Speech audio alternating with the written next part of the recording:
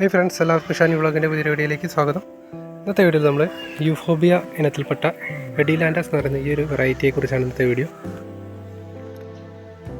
നമ്മൾ ഔട്ട്ഡോർ ആയിട്ട് സെറ്റ് ചെയ്യാനൊക്കെ പറ്റിയൊരു വെറൈറ്റിയാണ്. ലീഫ് പ്ലാന്റ് ആണ്, പൂക്കളുണ്ടാവും. പണ്ട് കാലങ്ങൾക്ക് നമ്മളെ വീട്ടിലൊക്കെ ഉണ്ടാകും. ഇതിൻ്റെ ഗ്രീൻ ലീഫുകളുള്ള ഒരു വെറൈറ്റി ഉണ്ടായിരുന്നു.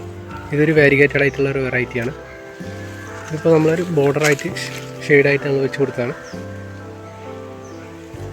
നിറയെ വളർന്നു വന്നിട്ടുണ്ട്.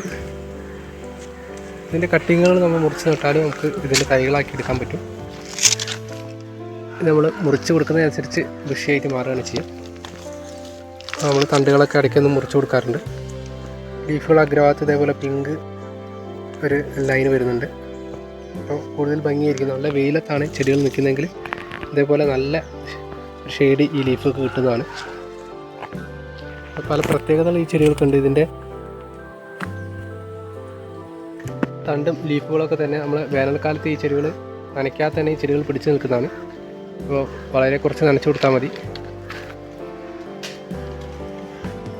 ഈ ചെടികൾ ഇൻഡോറായിട്ട് നമുക്ക് വളർത്തിയെടുക്കാവുന്നതാണ്. ചട്ടികളിലൊക്കെ വെക്കുകയാണെങ്കിൽ നല്ല ഭംഗിയായിരിക്കും. ചെടീൻ്റെ ഇതേപോലത്തെ കട്ടിങ്ങൾ മതി നമുക്ക് ഇതിൻ്റെ തൈകളാക്കി മാറ്റിയെടുക്കാൻ വേണ്ടിയിട്ട്.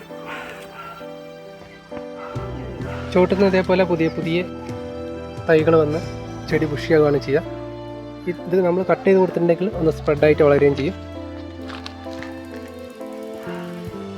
തൊട്ടടുത്തുള്ളത് ഇതിൻ്റെ മറ്റൊരു ലീഫ് പ്ലാന്റ് ആണ്. നല്ല യെല്ലോ ഷെയ്ഡാണ് ഇതിൻ്റെ ലീഫുകൾക്കുള്ളത്. നല്ല വെയിലത്ത് നിൽക്കുകയാണെങ്കിലാണ് ഇതിൻ്റെ കൂടുതൽ യെല്ലോ കളറായിട്ട് മാറുന്നത്. ചെടികൾ രണ്ടും നല്ലൊരു കോമ്പിനേഷൻ ആയിട്ടാണ് നിൽക്കുന്നത്, നല്ല ഭംഗിയിൽ തന്നെ. അപ്പോൾ ഇത്രയൊക്കെയാണ് ഈ ഒരു വെറൈറ്റിയുടെ വിശേഷങ്ങൾ. യൂഫോബിയയുടെ ഈ ഒരു വെറൈറ്റി നിങ്ങൾക്ക് ഇഷ്ടമായെങ്കിൽ വീഡിയോ ലൈക്ക് ചെയ്യാൻ മറക്കരുത്. മറ്റൊരു വീഡിയോയിൽ കാണുന്നവരെ എല്ലാവർക്കും ബൈ ബൈ.